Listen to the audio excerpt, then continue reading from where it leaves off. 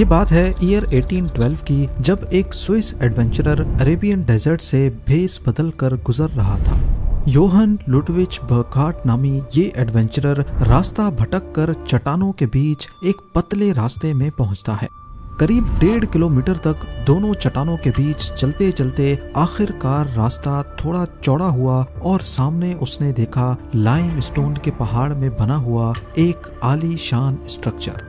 Southern Jordan में वाक़े ये एंशिएंट स्ट्रक्चर इस वीरान रेगिस्तानी वादियों में किसने और क्यों बनाया था। 127 फीट ऊंचा ये स्ट्रक्चर बनाया नहीं बल्कि पहाड़ पर तराशा गया था। आज इसे अरबिक में खाजने कहा जाता है, जिसका मतलब है ट्रेजरी, यानी जहां पर खजाना रखा जाता है। शानदार पिलर्स पहाड़ के बॉटम से उभरते हैं और इनके टॉप पर बड़ी नजाकत और खूबसूरती से तराशे गए डिजाइन्स नुमायां हैं। एक बहुत बड़ी एंट्रेंस जो एक कमरे की ओर लेके जाती है, पर इस कमरे में किसी किस्म के डिजाइन नहीं बनाए गए, सिर्फ पत्थर की नेचुरल ब्यूटी देखी जा सकती है। स्विस एडवेंचरर को ये मंजर काफी हैरानकुन लगा तो उसने चट्टानों में मजीद डीप जाने का फैसला किया। शायद वो इतिहास के किसी खोए हुए शहर को ढूंढने के काफी करीब था। आगे उसने लगभग 6000 लोगों के बैठने के लिए एक थिएटर देखा और ये भी पत्थर पर तराश कर बनाया गया था। एक पाथवे जो बहुत बड़े मंदिर जैसे स्ट्रक्चर तक जा रहा था। कुछ खंडरात जो इशारा दे रहे थे कि यहाँ कभी कोई शहर आबाद था। पहाड़ों की ऊंचाइयों पर भी कई मॉन्यूमेंट्स बने हुए देखे गए। बर्गहार्ट एक ऐसे शहर के खंडरात ढूंढ चुका था जिसकी इतिहास में काफी अहमियत थी।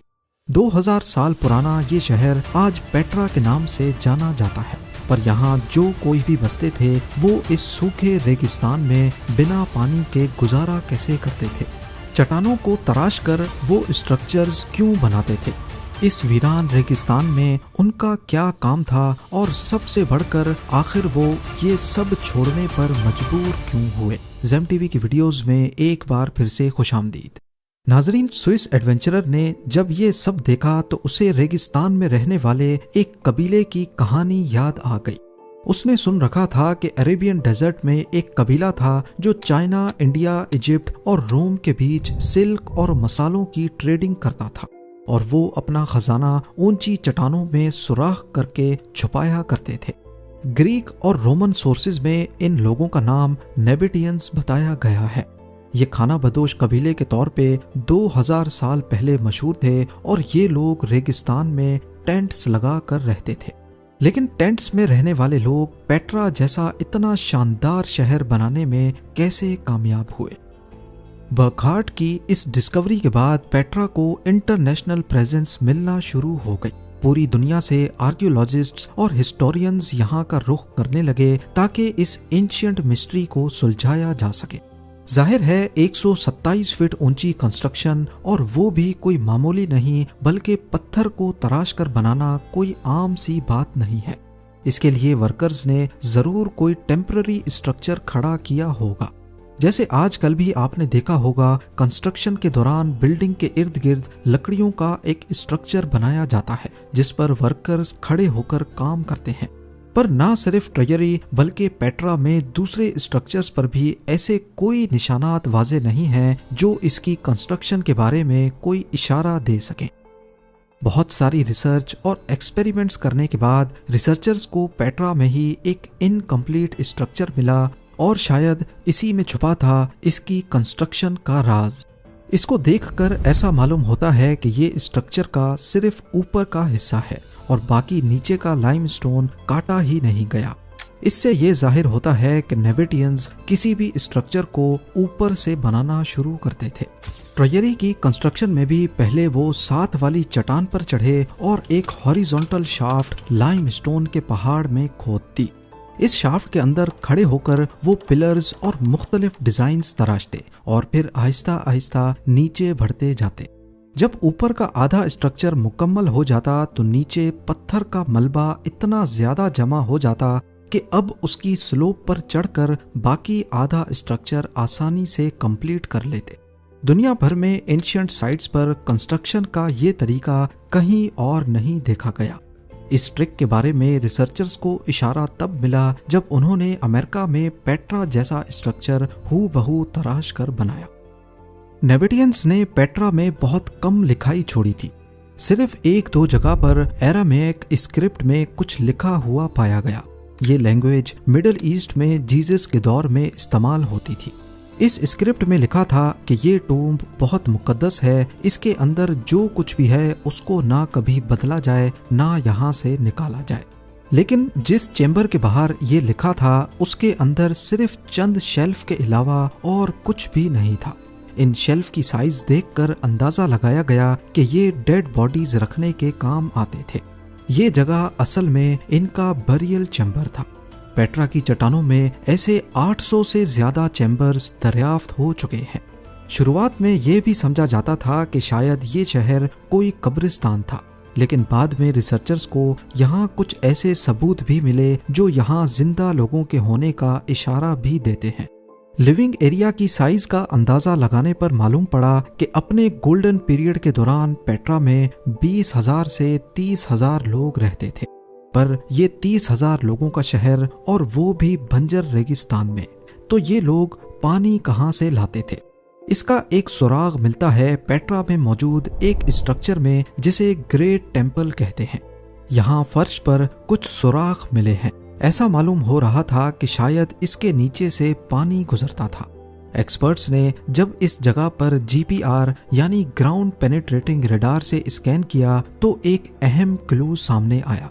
GPR जमीन में रेडियो सिग्नल्स फेंकता है। ये सिग्नल्स जमीन के अंदर मुख्तलिफ मटेरियल से टकराकर अलग अलग स्पीड से वापस आते हैं।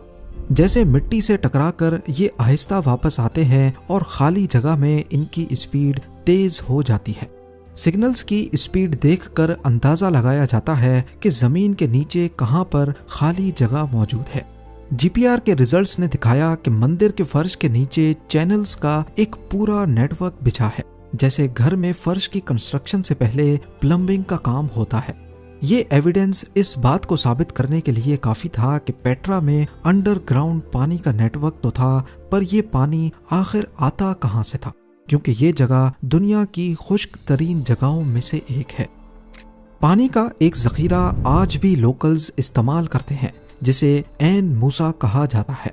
ये कुदरती चश्मा जमीन के नीचे से पानी फराहम करता है, पर मसला ये है कि ये पेट्रा की साइड से करीब 8 किलोमीटर दूर है। तो अब सवाल उठता है कि नेविडियंस ऐन मूसा से पानी को चट्टानों के बीच 8 किलोमीटर नीचे कैसे लाते थे? इसका इशारा हमें मिलता है ट्रयरी की पतली एंट्रेंस में। यहाँ चट्टानों के बीच पाइपलाइंस के निशानात देखे गए हैं, ऐसी पाइपलाइन जो छोटे छोटे सेक्शंस में जोड़ी गई थी। जब पाइप के इन छोटे छोटे सेक्शंस में से पानी गुजरता होगा तो जरूर लीक भी करता होगा। लेकिन नेविडियंस के लिए पानी अगर इतना इम्पोर्टेंट था तो वो पानी को जाया कैसे होने देंगे? जब पानी किसी भी पाइपलाइन से गुजरता है तो नेचुरली उसके अंदर एयर पॉकेट्स बनते हैं जो पाइप के अंदर प्रेशर क्रिएट करते हैं और पानी का फ्लो कम हो जाता है। ये प्रेशर पानी की दीवारों को अंदर से पुश करता है और अगर लाइन में जोड़ होंगे तो उनमें से पानी लीक होगा।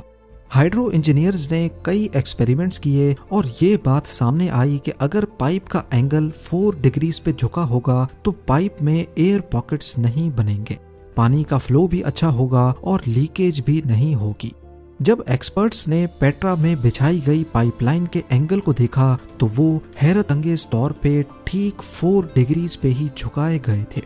यानी नेविडियंस इस साइंटिफिक प्रिंसिपल के बारे में 2000 साल पहले ही जानते थे, जिन्हें हमने हाल ही में दरियाफ्त किया है।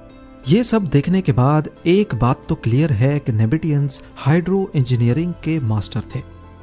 पेट्रा में पानी सिर्फ ऐन मूसा से नहीं बल्कि पहाड़ों से आने वाले फ्लैश फ्लड्स से भी सप्लाई होता था। आज भी जब यहाँ फ्लैश फ्लड्स आते हैं तो वो काफी डेडली होते हैं। इनसे बचने के लिए पेट्रा में मुख्तलिफ लोकेशंस पर एंशियंट डैम्स बनाए गए थे। रिसर्चर्स यहाँ करीब 5 एंशियंट डैम्स ढूंढ चुके हैं, जिनमें से कुछ की दीवारें 2000 सालों से आज तक प्रिजर्व्ड हैं। ये डैम्स ना सिर्फ पानी स्टोर करने के काम आते थे बल्कि शहर को फ्लड्स की तबाही से भी बचाते थे। पेट्रा के बारे में अभी तक हम ये जान चुके हैं कि यहाँ बसने वाले नेबेटियंस चाइना, इंडिया, इजिप्ट और रोम के बीच ट्रेडिंग करते थे। उनकी पत्थरों को तराश कर स्ट्रक्चर्स बनाने की स्किल्स दुनिया में कहीं और नहीं देखी गई। रेगिस्तान में उनके इंजीनियर्स ने पेट्रा को पानी कैसे फराहम किया, लेकिन एक मेन सवाल अभी तक वही है कि आखिर ये शहर वीरान क्यों हुआ। यहाँ बसने वाले 30,000 लोग अपने शहर को छोड़ने पर मजबूर क्यों हुए। एंशिएंट रिकॉर्ड से हमें ये पता चलता है कि ईयर 363 में एक बहुत खतरनाक अर्थक्वेक आया था और पेट्रा में ऐसे टूटे हुए स्ट्रक्चर्स का मलबा भी मौजूद है जो सिर्फ अर्थक्वेक का काम ही लगता है। शायद उस अर्थक्वेक की वजह से पेट्रा के कई स्ट्रक्चर्स गिर गए और डैम्स टूट गए। उसके बाद वही पानी जो शहर की जान था, उनकी जान ले डूबा। फ्लैश फ्लड्स पूरे शहर को बहाकर ले गए और बचे कुचे इंफ्रास्ट्रक्चर जो नेबेटियंस ने कई 100 सालों में बनाए थे, खंडरात में बदल गए। अब ना तो यहाँ पानी बचा था और ना ही कोई सिस्टम। ट्रेडर्स ने अपने रास्ते बदल लिए और शहर के लोग आहिस्ता आहिस्ता दूसरे शहरों में चले गए। पेट्रा को यूनेस्को वर्ल्ड हेरिटेज साइट का दर्जा 1985 में मिला और अगर आपने Indiana Jones and the Last Crusade देखी हो तो उसमें जो होली ग्रेल का टेम्पल है वो असल में पेट्रा का अल खाजने ही है। उम्मीद है ज़ेम टीवी की ये वीडियो भी आप लोग भरपूर लाइक और शेयर करेंगे। आप लोगों के प्यार भरे कमेंट्स का बेहद शुक्रिया। मिलते हैं अगली शानदार वीडियो में।